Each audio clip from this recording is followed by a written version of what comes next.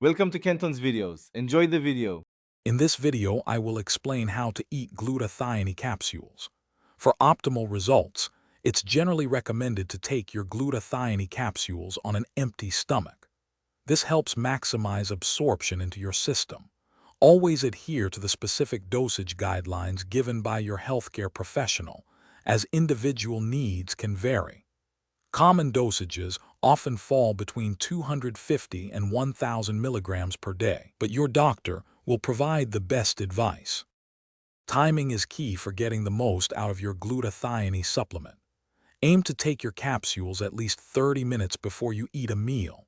If that's not possible, another good option is to wait about 2 hours after you've finished eating.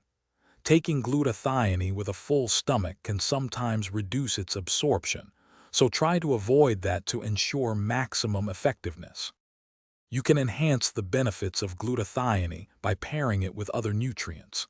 Many experts suggest taking it alongside vitamin C, which can help regenerate glutathione in the body and boost its overall effects.